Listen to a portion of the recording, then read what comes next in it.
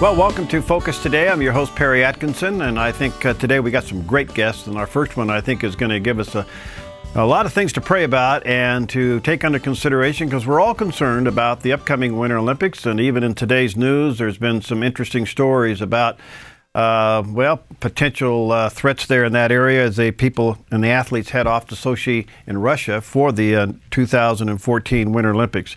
Tim Pitcher's with us. He serves with Athletes in Action. He's been with the organization for over 20 years in a variety of capacities, and including chaplain of the track and field championships and director of ministry operations.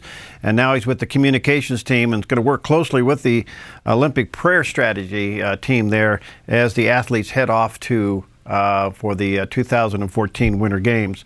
So, Tim, nice to have you, my friend. And are you in Tennessee today?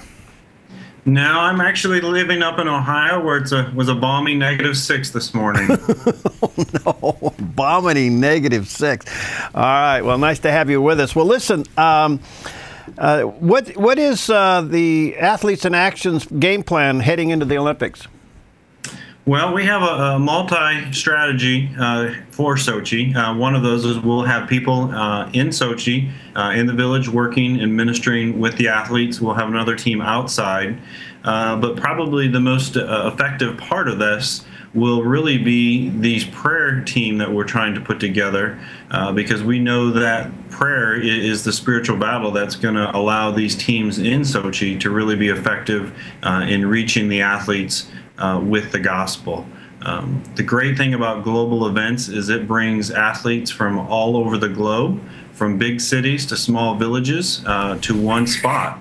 And so as we're able to minister to them, we're able to then give them the gospel, we're able to give them the Bible and resources which they can then take back home in their own spiritual growth, in their journey, and or share it with their family and friends. A couple questions come out of this. Can listeners and viewers join you in this prayer effort? Yes, and that's really what our heartbeat is. We want to see as many people as we can to join this team. It's a simple sign up. You just go to olympics.athletesinaction.org, and we have a nice, easy form for people to sign up. And then what we'll do is we'll send out them a few emails with different prayer requests and strategies and needs. The first one this week will really focus on the chaplains as they're getting ready to leave and head over there, the ministries opportunities they have. But then next week we'll send out, once all the Olympic rosters are officially set, we're going to send each prayer team member 5 different athletes from around the world. It could be various sports and various countries. And this really allows people to pray for them specifically by name. We'll give them a link to Operation World so that they could do some research on their own of what country they're from, what are the spiritual needs and climates. But we've really began to think about this as we know everyone is very into fantasy sports, but this sort of becomes the fantasy Olympics for people, in that families can then be signing up and getting their own athletes that they're going to pray for by name. But each of the family members could sort of track and see how their athlete is doing in their competitions, and sort of have a fun way to track the Olympics and be cheering even against people in different competitions with their own family members. That's wonderful. How's access to the athletes and the coaches? Do you have access to them? Or is it easy to do that? No, it's not very easy. We will have some people in the village who are credentialed because of their years of experience of doing ministry to the athletes. A lot of it is about relationships, and so having chaplains that are there year after year really brings some credibility for us with the IOC and the local organization. But we also we've been doing this for so many years with the athletes that we have a pretty good relationship with them. And so they'll sometimes bring us in on day passes. They'll come outside to the village to meet us. We're able to do a lot of ministry with them. But it is probably the biggest barrier, especially this year with the extra security that will be in place. So you actually start building relationship with these athletes long before the Winter Games. I mean, I see where you've been involved as chaplain to the track and field championships. Have you been out to the Eugene trials and all that? Yes, I've been out there many, many times. We come out there and we work with the local ministry there at Oregon, and we host chapels for the athletes at the Prefontaine, at the Olympic trials, the U.S. championships. And really, that's our heart, is to build the relationships and to minister to the athletes.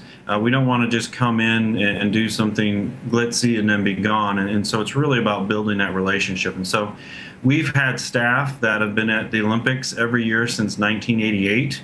We go to a lot of the not only U.S. championships, but world championships, Pan Am Games, because not just to the U.S. athletes, but we do that around the world. And so that this way we can be a spiritual resource to these athletes when they're at their climax and they're at the podium, and as well when they're heartbroken because they didn't see the results that they wanted. And so we'll come alongside them as well at that time. And really, that's a much more effective ministry time to them.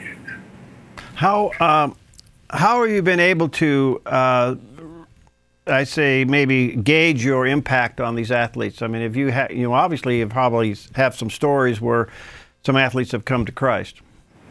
Yeah, we have athletes coming to Christ. We have athletes from our chaplaincy that even saw how their lives were affected and coming on staff. I would say a good gauge for people to be able to see how we're impacting their lives is we really try to help the athletes tell their story. And so we've created a website called beyondtheultimate.com.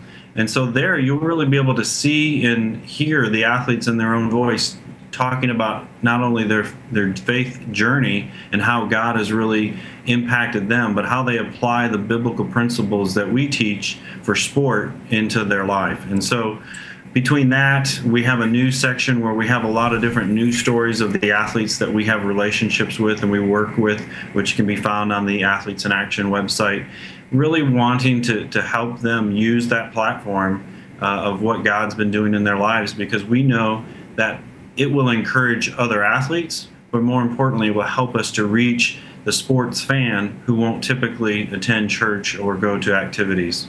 That's wonderful.